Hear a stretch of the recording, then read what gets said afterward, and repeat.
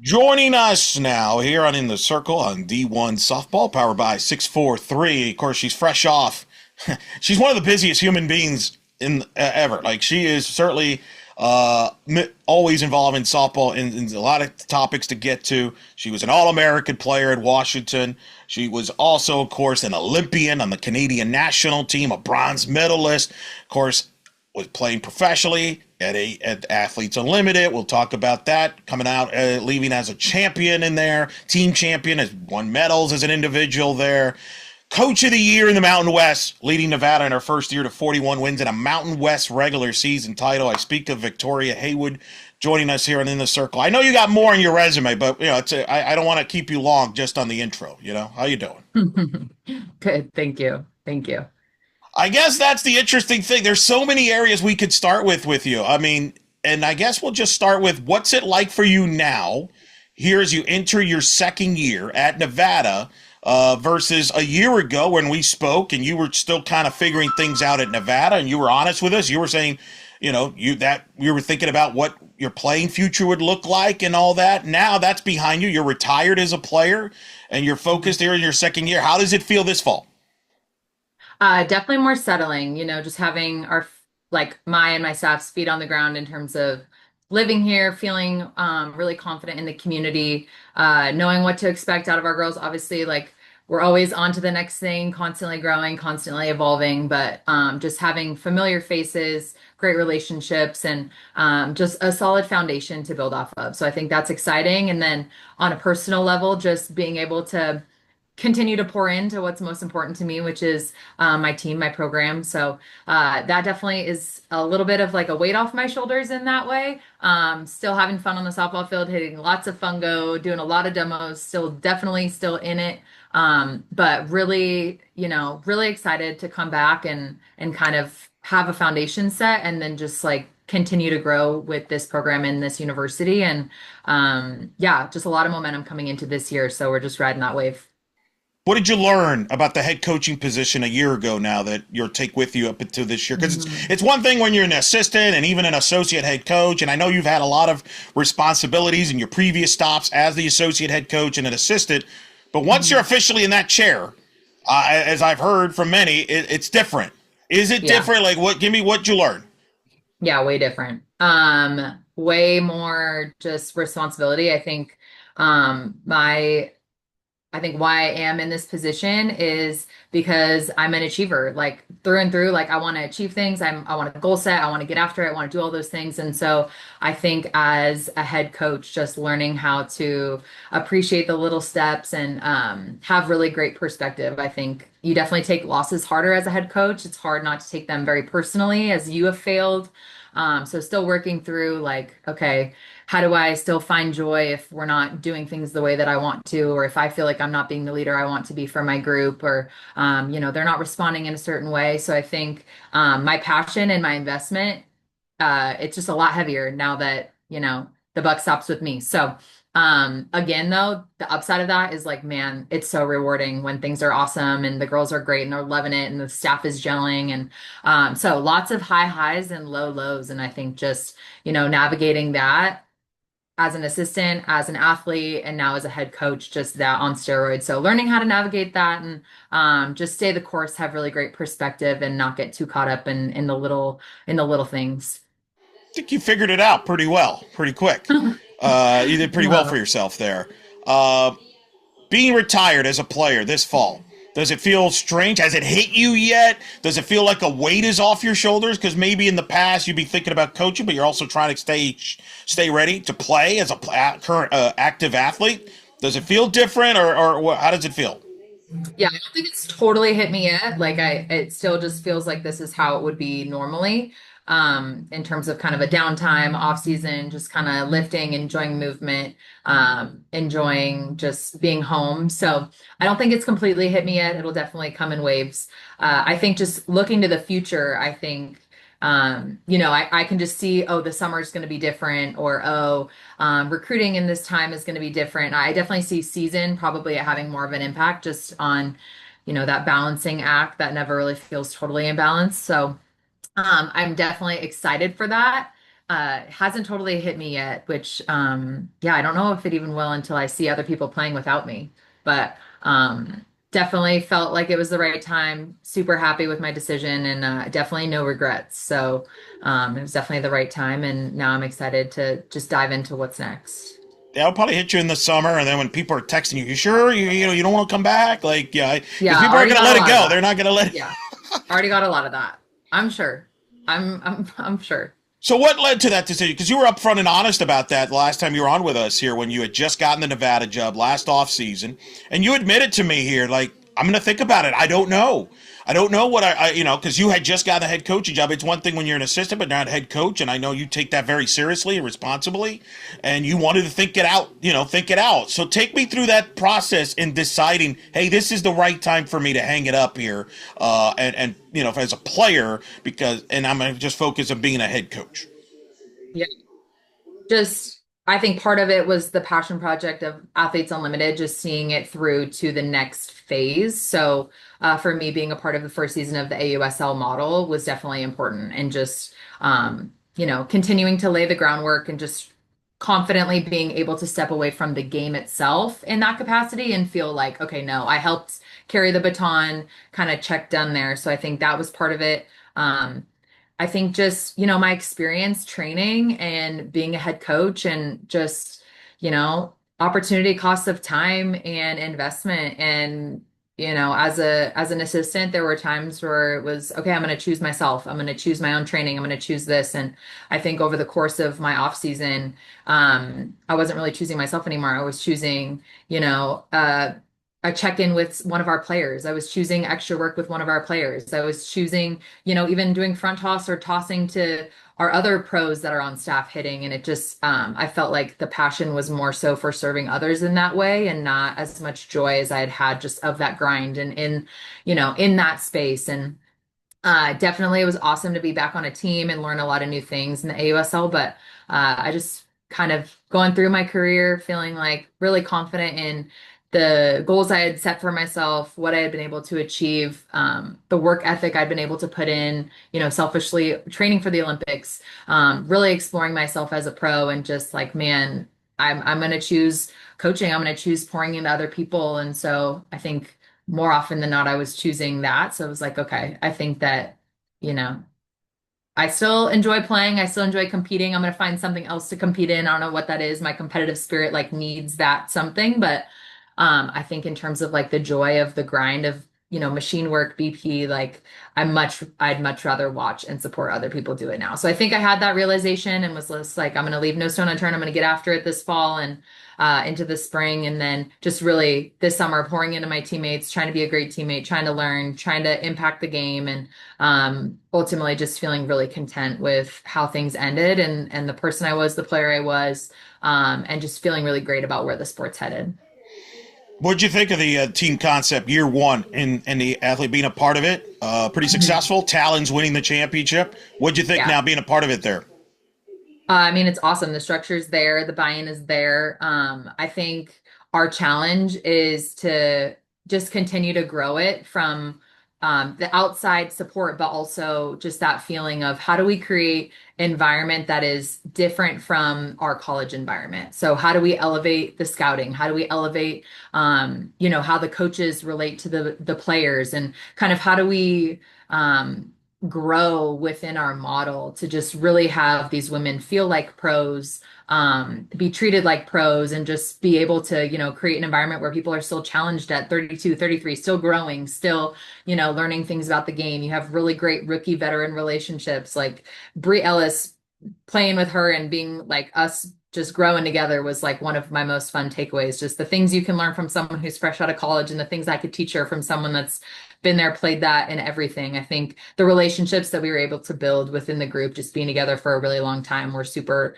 impactful. And I think, as GMs continue to learn and grow, and coaches continue to learn and grow, this different caliber athlete, like mature women that are, choosing to be away from their families, choosing to be away from their livelihoods and compete. I think we have some space to grow in that. But man, what an awesome start of the people involved, the structure, the fan turnout. It was really incredible. And, I think the sky's the limit for what it's going to look like next year and beyond. Well, on the TV exposure, with the more games on linear ESPN and the viewership numbers and just the social media outreach. And I think the key word is patience here. It's not going to happen overnight, but like I think of an example of the WNBA, who is just coming off their last 2 years, have been their most watched season ever.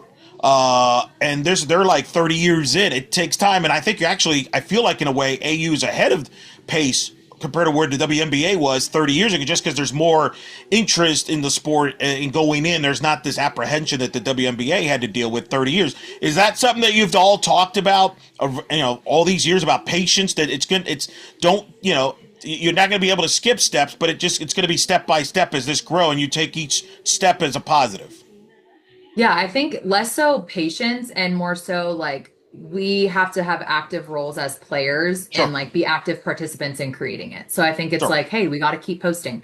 Hey, we got to keep, showing up to these appearances. Hey, we got to keep just like moving the needle forward and then it will happen. And I think like we were sold out in like almost every venue. So it's like, okay, it's Yes. here, but are we creating, a game environment where like, they have a great interaction with you and they want to come back? Like, are we every day doing something to create a really great experience for the fan, someone on TV, watching on TV, like whatever that is. So I think it was more so like, okay, what can we do today to help move it forward? Because like you said, we're in a great position. There's fans in the stands. I mean, it's definitely a better turnout than any of us could have imagined in year one. So it's like, all right, how can we make them keep wanting to come back? Keep building, keep posting, keep bringing that awareness, keep bringing new people in, and just put that work in. And just, I think that work never stops. WNBA Sure. is still doing it. And I think just our individual and collective investment and just like continuing to push it forward, be a part of it, love the grind, appreciate where we're at and where we're going, and understand that like we're building something bigger. Well, and you can correct me if I'm wrong. I know they're going to put teams in markets, Mhm. is the plan, and I think that's only going to even make it even grow or even faster, where the market embraces the franchises. And I thought this year, in a way, I mean, not to to read too much into it, but I think there was probably a test run, right? Like which markets work, which markets don't, et cetera. So I think that's the thing that I'm intrigued about moving forward. There is you add that to the cities now being involved in certain whatever markets these franchises end up playing at. I think there's a lot. I can't believe you're not going to be involved in this somehow. I mean, come on, you got to be out there. Like it's going to be weird for me. I mean, it's going to be weird for a lot of people, not just me. Yeah. I mean, I didn't say I wasn't going to be involved somehow. I'm just not going to be on the field with the glove on in a uniform. Oh, okay, all right, good tease. But Good, I'm good, good, open good. to whatever that looks like. I think my heart will always be in it. I'm here to grow the game, make it better in every way, but that will not happen in a uniform anymore. Okay, all right. Well, I'm going to leave that part of it. Let me ask you this, because you say you're done playing. I'm assuming that includes international as well. Yeah. Okay. If the Canadian national team came to you and said, "We want you to be part of the coaching staff to help for the Olympics coming up," is that something that would interest you? I think it, would definitely be worth a conversation. I think they have definitely a passion of mine. I've always opened it up to after, like if I can help in any way, I'm here to do that. It really depends on what that time commitment looks like. Because I think whether you're coaching or playing, again, opportunity costs and being away, and the Olympics are such a huge commitment. But my heart and soul is Team Canada through and through. So it would obviously be an opportunity that I would heavily consider. But it's hard to know. So many things have to happen before that even manifests itself with qualifications and what it'll all look like. And one thing I know is the program's in great hands with Kaylee Rafter, so I know she'll do what's best for the program. No question, no question. I'm being selfish in asking that question because I really, generally, and I've told you this, I really thought you represented the Canadian national team in the previous Olympics so well as a spokesperson, as just wearing the uniform. You and the others that were on that team, I thought helped. I think made a huge impact for that program that'll go beyond just this next Olympics. Like I think that people look back and I hopefully appreciate what you and the others on that roster did in 2021 to set the tone for the future Olympians there of the Canadian national team. And oh, by the way, I think you're a pretty good coach. So I there you go. Thanks. All right. So with that in mind, let's go now back to your current deal here in Nevada. And let's go to last year. 41 wins. You win the regular season title. You get upset in the conference tournament. Don't make the NCAAs. You're a snub. You've had now time to reflect on it. What goes to your mind when you think of last year? I think anytime I just relive those emotions and, to have such an incredibly great season and it just ends with one day, like back-to-back losses, a single day of not playing your best softball. Yeah, it's like gut wrenching. But I think just being snubbed, being in the conversation, like that just makes me like it gives me chills. It puts a smile on my face because I'm like, yeah, and like let's go. Like what's next? Like awesome. We haven't achieved it yet. We did some awesome things. I'm so proud of our program for being in the conversation. Like that's step one ultimately is being a team that is in the mix. And now our job is to leave no doubt. So I think throughout the Mountain West, we left no doubt every single week coming out and doing our job. And I think, the tournament and just that win or go home mentality and that pressure and that all of that is just a different beast. And I think we learned a lot about ourselves in that week and in our preparation with that. And it definitely left a taste in our mouths where it's like we definitely have something to prove this year and definitely using it as motivation for getting faster, stronger, tougher, more disciplined, and just continuing to grow into who we are even more. So um, it was the worst. I hated it. I wish we could have been in there, but man, we learned a lot about ourselves and we're continuing to learn a lot about ourselves through this adversity. So this year, our goal is to leave no doubt, be in the mix, whether it's as an at-large pick with a better RPI, some better quad one wins. We're going to schedule as such, or just running through the tournament with a new level of confidence and a little bit more belief. How did you And getting to handle? do it at home. And we get to do it at home, which will be Well, we're awesome. gonna get So to that arena, baby. yeah. We're gonna get hosting the tournament, which is a nice plus, by the way. Which, by the way, like I feel like not to make excuses, but I feel like if the team that wins the regular season title, like if you would have hosted last year, maybe it's a difference. We're having a different conversation there, but that is what it is. It's just a deal. Let me ask you this, because it's easy. I've always asked coaches, "Hey, how did you handle selection night when they get in and stuff?" But how did you handle this with these players? Because on the one hand, you had an incredible year. Nobody knew that. Nobody expected you to win the regular season title, at least outside the program. Nobody knew what to expect from your team. You may not even going into the season didn't know what necessarily to expect because it was all new for everybody. Yeah, I did not. I had no Right. idea what to expect. Right. Yeah. Like, so you win that regular season title, which means something. I mean, that's a ring. You know how hard it is to win conference championships to begin with. So how do you handle that with the players from the moment you get eliminated? I know you follow everything, so I know you were aware that there was a pretty good chance you might get snubbed. It wasn't, trust me because you let me know about it. But yet these players deserve not to feel bad, and that's what I hate about Selection Sunday, and I hate about my job honestly at bracketology because I hate it not having you projected. But my job is to figure out what the committee's going to do, so people are not misled, and hoping and at least helping. Hey, this could happen to you. You may not get in, etc. How did you handle that with these players over the following hours there leading into Selection Sunday? Well, I think for our team, they had never watched the selection show together. So most of them getting together on Sunday and sitting down and watching and seeing what happens was a completely new experience to them. So for us, it was okay, how are these things even decided? I mean, we're having those conversations throughout the year, but like, okay, this is what it's gonna, this is how the layout's gonna go. These are the options of where we would probably hear our name heard as a 3 seed in these locations where they probably didn't have like, using the bracketology, using all of those things, like giving them an overall sense. And we had some people in the room that, had done their homework and were like, hey, this is where we think like we can do this. So until literally the last regional was set, we were thinking that there was a chance. So I think for them, number one, having an understanding of what we're even getting into was huge. Just like, let's watch that. Let's learn. Let's watch these teams. Let's figure it out. Let's like envision ourselves doing this next year. And I think, what a blessing it is to have a team that's really sad that they don't get to play together anymore. Like ultimately as a coach, that's your goal is like, man, we loved every second of it. And like, wouldn't it have been awesome to have one more game together? You've been part of teams where it's like, all right, season's over. Bye. Don't want to be here anymore, whatever that is. So I think it was, of course, sad. Our 3 seniors were incredible. Saying goodbye to them, having their careers end, and just like be in that uncertainty was devastating. But I think we just tried to focus them on like, wow, what we did was awesome, and like this is a new experience. We've never sat here and been snubbed. And I think our seniors, Aaliyah Jenkins spoke, and she's like, I want to sit here watching with you guys and like know for sure that we're going to be in.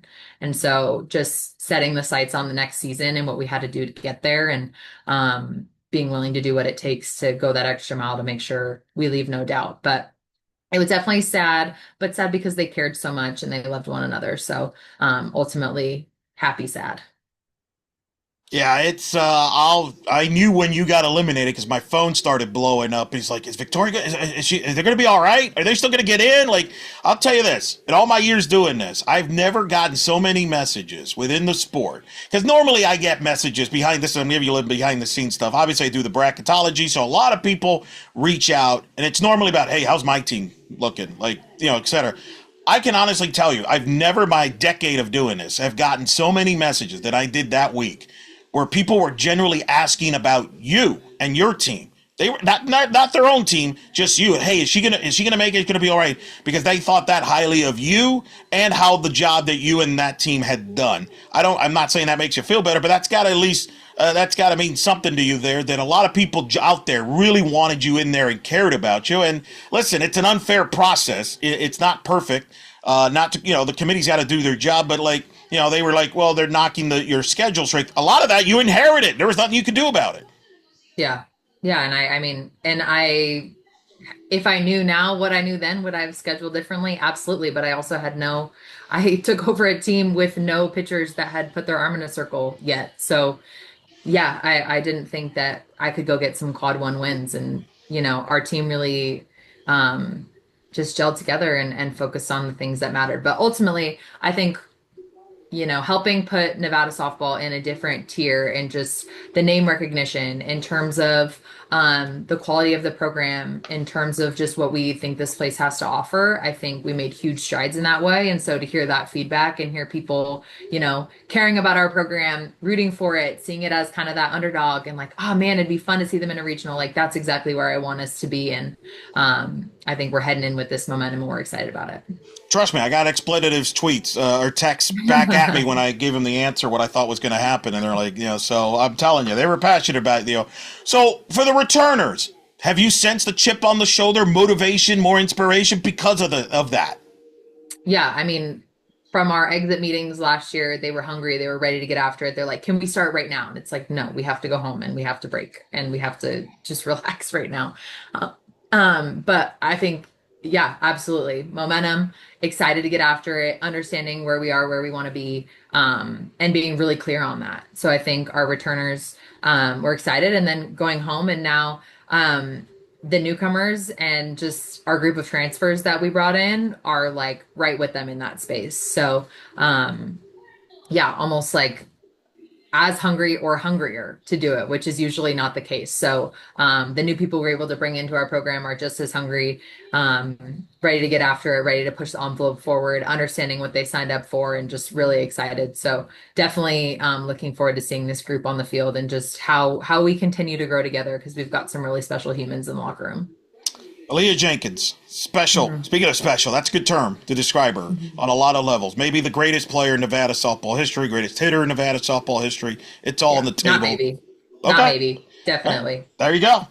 D1 softball American. I thought actually should have deserved more accolades.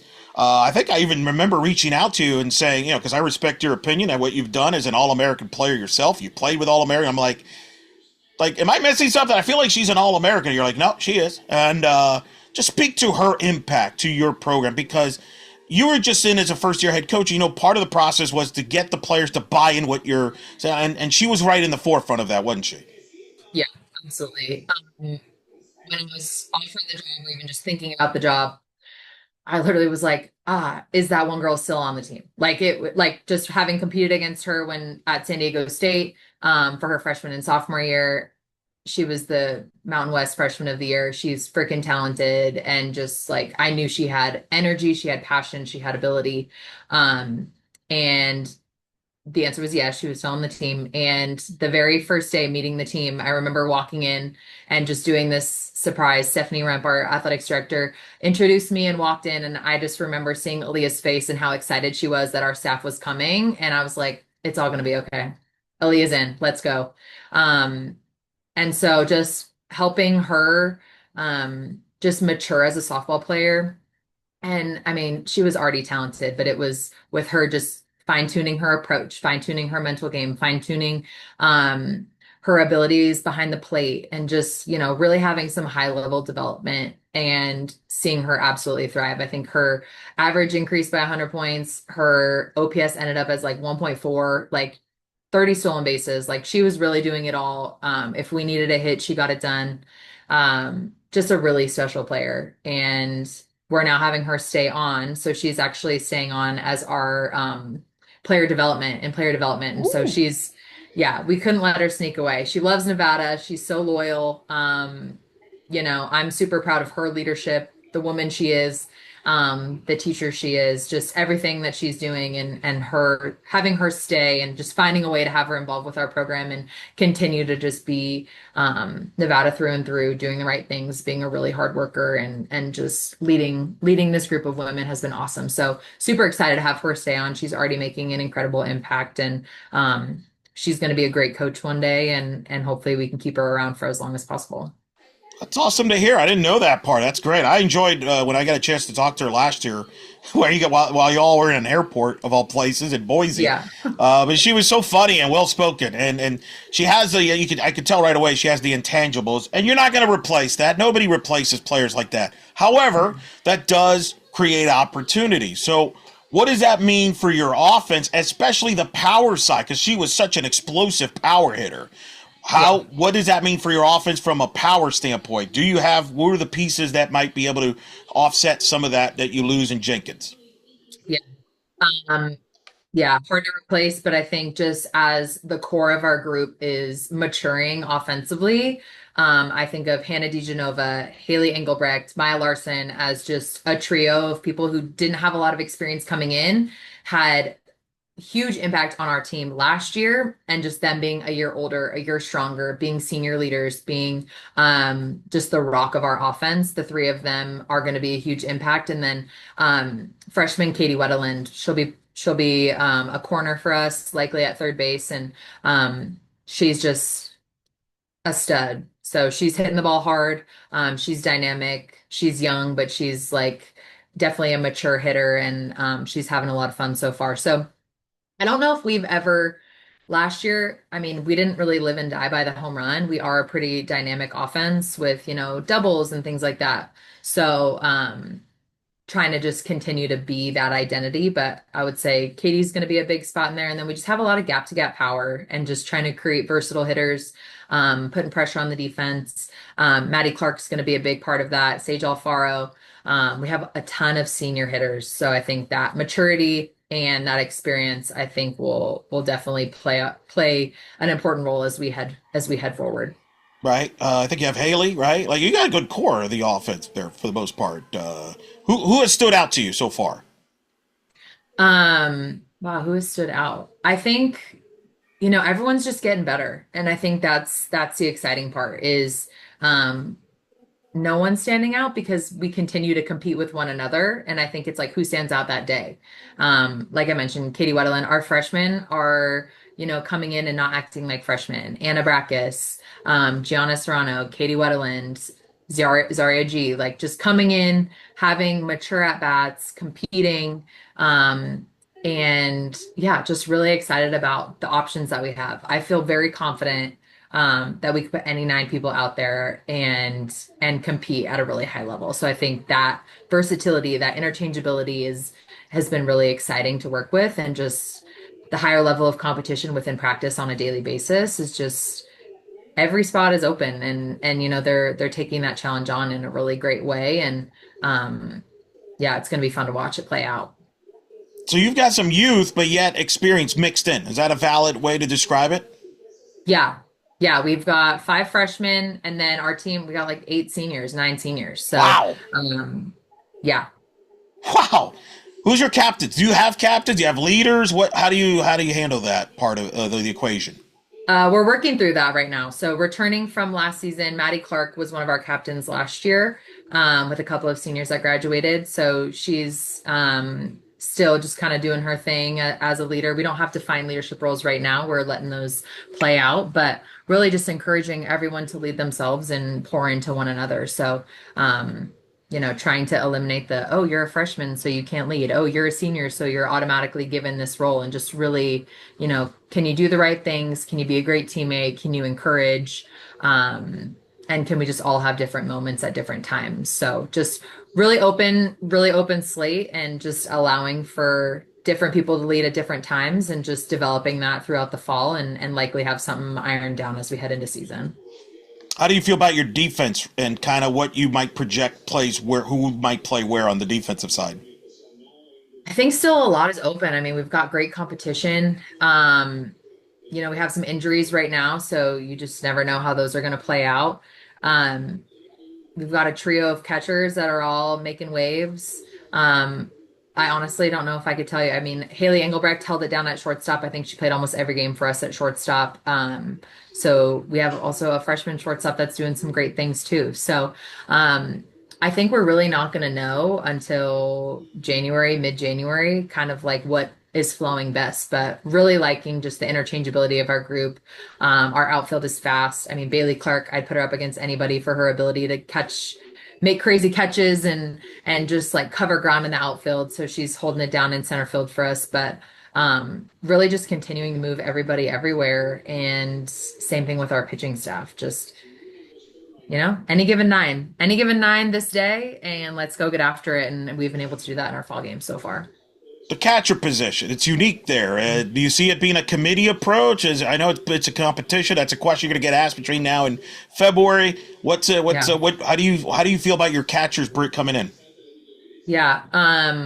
So we have Maya Larson, who we basically helped create into a catcher last year to help support Aaliyah. So she kind of went interchangeably with Aaliyah, and then a transfer, Carolyn Glover, who's a local that was from La Tech, and then a freshman in Zaria. And I think they each have different strengths. And I think none of them is coming in with a ton of inning experience just behind the dish. So I think they're all learning and growing. And so a lot of times we'll just have them cycling in. I think pitchers start to work well with different ones. So we're going to pitch by committee. So we may catch by committee. One may emerge as just a rock. It might be who's hot, but they all have really different strengths for, okay, maybe this team's running a lot. All right, we need a whippy arm behind the dish. Okay, this team, we need this leadership. I think they all have different strengths. And so just really, Delaney Wiz and Aaliyah are working hard to just develop them and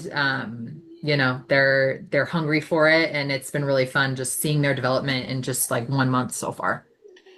Your pitching staff, a complete difference from a year ago, where you're like, you got no, I don't know what to expect. You got no innings. Now you got a lot of innings coming back, and you've Yeah. added a pitcher from via the portal as well. Yes. Talk about this pitching staff. I'm assuming you feel a lot better about your pitching staff going in than obviously a year ago at this time. Yeah, definitely very much more experience. Last year, heading into the tournament, we did not have a pitcher that had had any postseason experience. So I think when you think about, winning two games in a tournament, and no one having had the ball in their hand in those situations, like experience plays, and you can't fake experience. So I think having, Haley McLean be in a big moment, throwing in those games. Tess having some great innings in those games. Ainsley threw a great game against Fresno. We lost that game, but she threw really well. Um, and just all of our pitchers having really impactful moments at the end of season, I think just building their confidence to now, and then obviously being able to pick up Talia in the portal, someone that's won championships on our field in high school and just is a competitor on both sides of the ball. I think she's been a huge add for us. In terms of just the competitor she is, the joy she brings to softball, and obviously her ability as well. So it's been fun. We have so many more options. I mean, at this time we were still, I think we had three pitchers rolling, and now we've got five or six. So just in terms of matchups and competition, and I know Coach Carly has done a great job just developing them, and so now we're just at such a different place in terms of a starting point to be able to, talk about, why are you throwing this pitch that way? Or, ooh, see how this layers off it. Just the level of conversation we're able to have, and the way that they're able to learn now that we've got our feet under us, we've got a system, is just night and day from last season. So definitely going to lean on their maturity, going to lean on their experience now that they've got a little bit under their belt, to lead this team. And they're competitive. And our team is definitely looking to them to some of them as leaders. So I think that's a huge role for us. Yeah, I'm a big Haley McLean fan. Like, I was surprised when I actually was doing some notes getting ready for this, and I was like, she didn't get any accolades? Like, what? Like, because I love her arm. Like, I feel like she's the type of kid, if you told her, hey, go all seven, she'll do it. If you tell her, come in relief, she'll do it. Like, I feel she's one of those kids just from watching her play. And of course, Tess was second team all conference. And then you mentioned the trade. Talk about this new faces, the newcomers in this roster. I think it's 8 overall, I think you have. Is my math correct? Okay, 5 Yeah. freshmen, 3 transfers. Talk about the newcomers with the transfers and the newcomers, and kind of how would you describe this group? Yeah. I'm starting with the freshman. Marcus is a little scrappy defender. Remember her from my time at Washington and just doing camps with her. She's from the Seattle area. So a really great defender, can kind of play anywhere on the field and just putting together some really scrappy at bats, but a great teammate. She will be a leader on this team as we go. And just she was my first recruit that, from that class that I was like, all right, let's do this. So she committed to the idea of what we were going to do before we did it. Katie Wetterland is awesome. She's a third baseman, first baseman. She had some shoulder issues, so I think she was a little bit skipped over in the process, but really impressive bat, super dynamic. Just loves coming to practice, just great energy. She's going to be one to watch. Gianna Serrano is like a middle infielder. She's a coach's kid. She just makes any team she's a part of better. Little dynamic lefty hitter. And then we've talked about Zaria, catcher, really great arm, just a really selfless teammate. And then we have a freshman pitcher, Sophie Cease, a little spinny lefty. So just a different look to add to our staff to make it a little bit more dynamic. And then our 3 transfers, we didn't like maybe we had, okay, can you replace Leah Jenkins? Okay, probably not. And so fortunately the 3 transfers kind of all fell into our lap, kids that wanted to come home. Talia is from the Reno area, went to Iowa, wanted to come back home. And so she'll help us out on both sides of the ball. She's an elite pitcher. She's got some juice at the plate. She'll hit for us too. Carolyn coming home, a catcher, grew up a Nevada softball fan, followed the former coach to Louisiana Tech, and then just wanted to come back home and just experience being back here. And then Riley Haith, just a scrappy left-handed power hitter, just, wrote to us, didn't have any connection, and just, the way she wanted to compete, she wanted more. She wanted, more competitive practice, just a higher level of like competitive edge. And I was like, damn, that's the kind of kid I want. Someone that's hungry for competition, someone that wants to get better. And I know she's going to make an immediate impact on this team too. So 2 of those 3 transfers are sophomores. So we've got Wow. 5 freshmen, 2 sophomores, and then a couple juniors. So just even, I think our sophomores are pretty experienced, just having, experienced a different program. They're coming with a lot of perspective. And I think our freshmen are all coming from really great programs that do a lot of things well. So from previous seasons, I think this freshman class, this underclassmen group, just has a lot of really great things to say and are just headed in the right direction and kind of have different perspective than a normal wide-eyed freshman that's just coming in and following suit. So definitely contributing to the culture, and we're excited about what they're doing. Feels like you have a little more maybe versatility or depth than maybe you did with last year's roster. Is that accurate? Definitely. Okay? Yeah, definitely. Yeah. And that was part of the goal. I mean, we were also actively recruiting this group of freshmen before we really even knew what we had, before we had practiced with the group, before we had kind of gotten everybody together. So I think being able to fill in the pieces with the transfers and just can we be as versatile as possible and as competitive as possible? And that's kind of been our mindset. Mountain West going to be a fascinating year. You're hosting the conference tournament. Is it the first time the school's hosted the tournament, or they've hosted? Yes. Okay, wow. So history, more history. What's that like for you as the head coach of the institution that's hosting? How involved are you in that process and all that? And what's that going to be like? Because that's exciting, but it's also a little pressure as the host, right? From a lot of, as we'll get to, about the expectations for the upcoming year. But what's that like to host? Well, it's really exciting because it means that we have new upgrades to our facility. So, in order to host, we need to have lights. So those have been in progress since we were able to clinch the regular season. So, getting lights into our stadium, getting some more seating, getting some more signage, just what the administration and what the university is now doing to help us create the best postseason environment possible for our fans, for the community, for our team, is awesome. So all of those projects are in the works right now. So that's just all exciting things that are going to benefit the program in the long run. And I think, we're not really viewing it as pressure. I think we're just really excited to play more games at home. That's been the hardest thing as a head coach here, is trying to get people to come play us in home games. And so our fans show up. It's a great environment. Playing at home is so much fun for us in the community. So I think just any opportunity to have more softball at our ballpark, especially in May where it's going to be beautiful. We don't take those opportunities lightly. So I think we're just focused on more games at home, more games together, and ultimately we have to make sure we qualify and take care of business in order to even get there. So, and then ultimately when we do get there, how awesome we get to defend our turf and play in a place we're really comfortable, and the ball flies, man. So that will be in play, and it'll make for a definitely different tournament than at San Diego State. But we're just really excited about bringing that to Northern Nevada and being able to play at home a couple more days. That'll be exciting. And then in a year where it's going to be unique for the Mountain West, Grand Canyon joins the league. Obviously, there's going to be some departures after this year, including San Diego State, which has got to be mixed feelings for you there with all the the connections you have there and the time you've spent there. But yet, just focusing on this upcoming season, I think this league could be as strong as it gets and really perhaps solidify itself as an opportunity to be a multi-bid league without the coming down to the conference tournament possibly there with Grand Canyon. What they have, San Diego State, you know them, you know what Newbie, they always going to be good.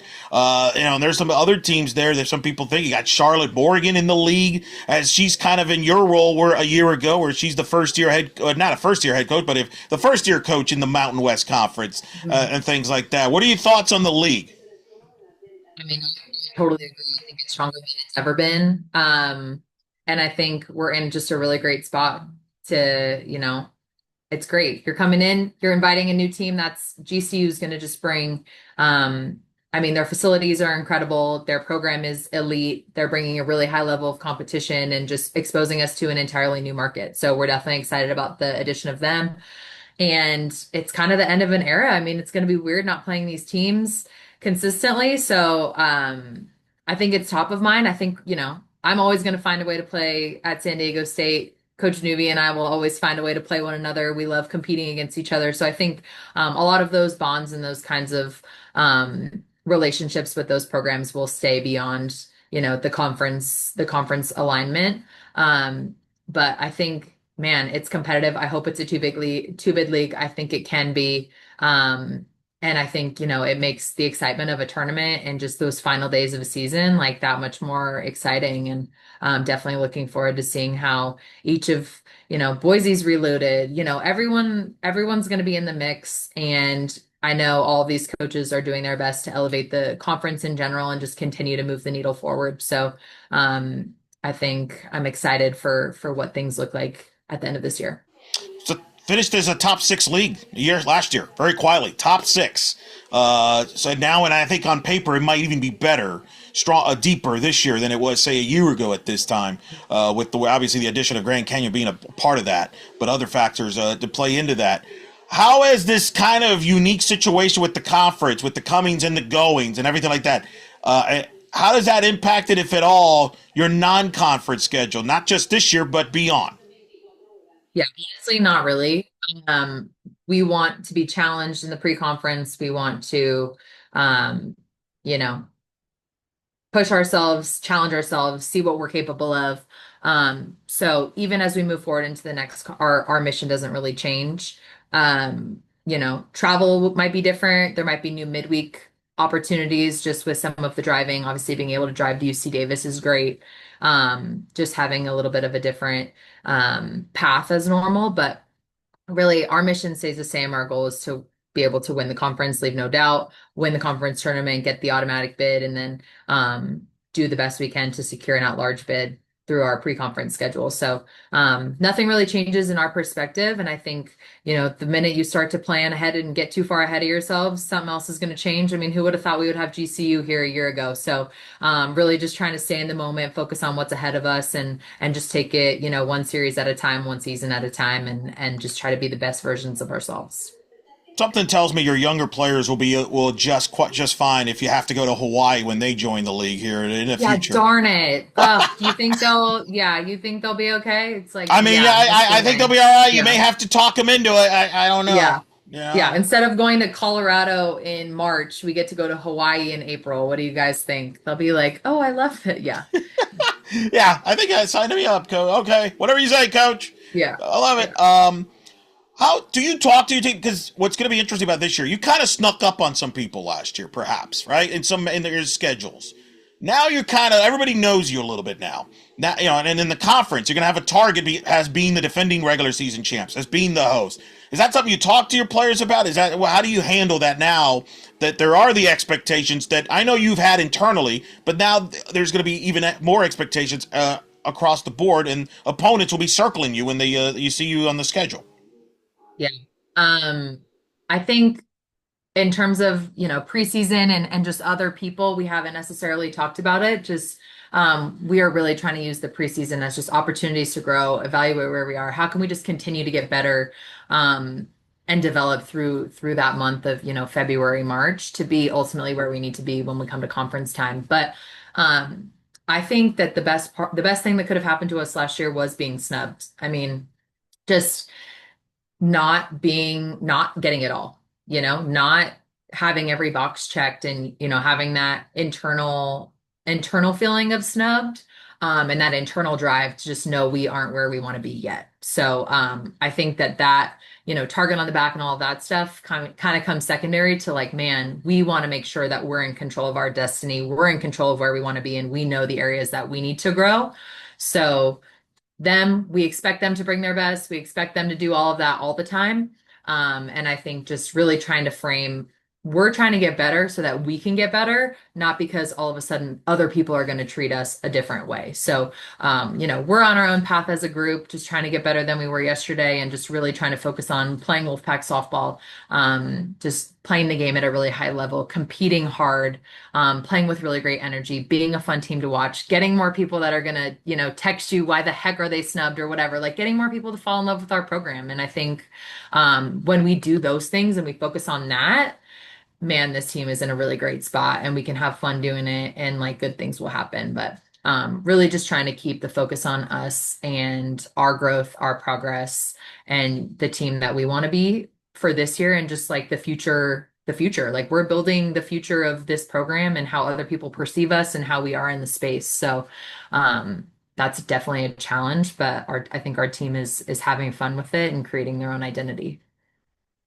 Couple last things. Where's your allegiance in Major League Baseball to? Oh my God.